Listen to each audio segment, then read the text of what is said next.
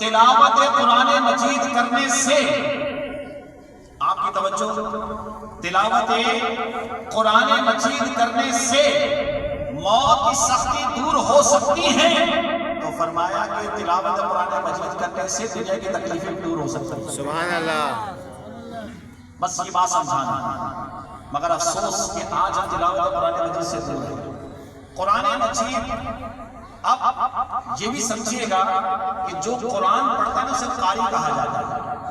اب آپ دیکھیے گا، سنیے گا کہ ہم کس کیٹیگری میں، قرآن جو پڑھتا ہے اسے قاری کہا جاتا ہے، یعنی جو قرآن دیکھ کے پڑھتا ہے اسے قاری کہتے ہیں، جو زبانی پڑھتا ہے اسے حافظ کہتے ہیں، اور جو قرآن سمجھ کر پڑھتا ہے اسے عالم دین کہا جاتا ہے۔ سبحان اللہ۔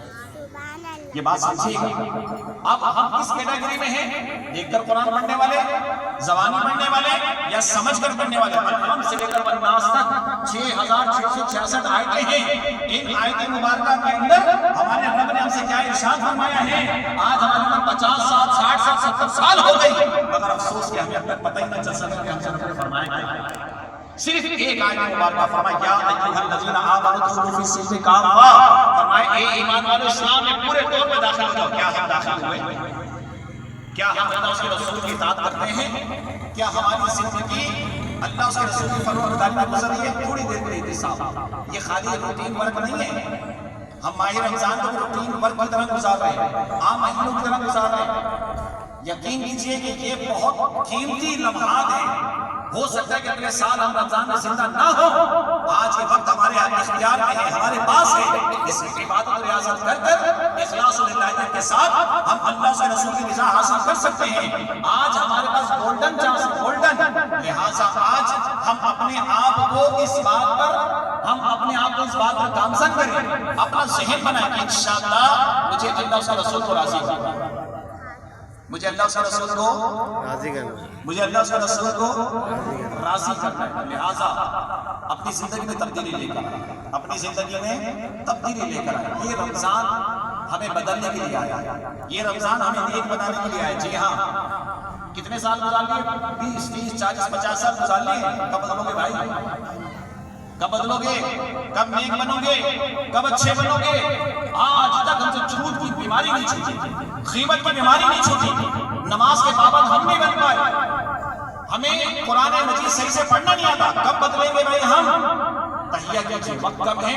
میں سے چھوٹا جملہ عرض کر رہا ہوں کہ یہ رمضان اگرچہ آج 11واں روزہ وہ بھی رخصت ہونے والا ہے، برائے کرم اپنے اندر تبدیلی لے کر بدلے آپ نے آپ کو، آپ سب کو چھوڑ دیں، کون صحیح ہے، کون غلط ہے، کون اچھا ہے، کون برا ہے، سب کو چھوڑیں، بس اپنے آپ کو فوکس کریں۔ کیوں کہ میں نے ابھی ایک بات سنی، آپ کی توجہ آگے پیچھے تو برائے کرم یہ علم دین بھی ادب بھی ضروری ہے، توجہ رکھیں۔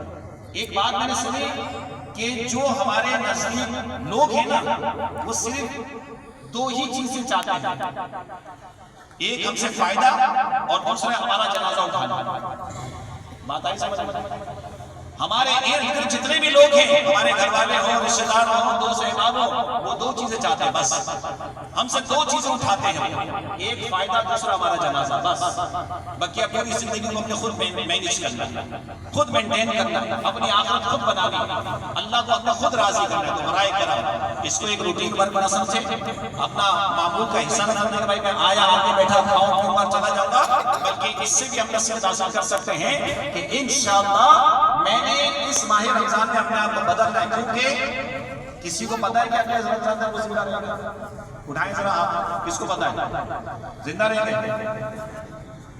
کسی کو نہیں پتا، حقیقت ہے۔ تو لہٰذا جب نہیں پتا تو احتیاط کیجیے۔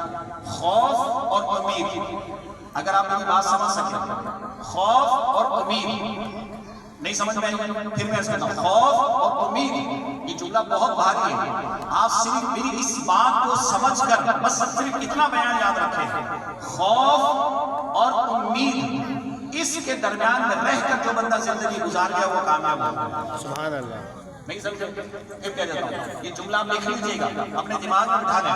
خوف اللہ کا خوف، امید اللہ کی رحمت کی امید، وہ بخشن پر قادر ہے، خوف کہ وہ پکڑنے پر بھی قادر ہے۔ خوف اور امید کے درمیان میں رہ کر زندگی گزاریں گے تو انشاءاللہ اللہ تبارک و تعالیٰ ہمیں گناہوں سے بھی بچائے گا، اور انشاءاللہ ہماری آخرت بھی بھلی ہو جائے گی۔ دعوت اسلامی کے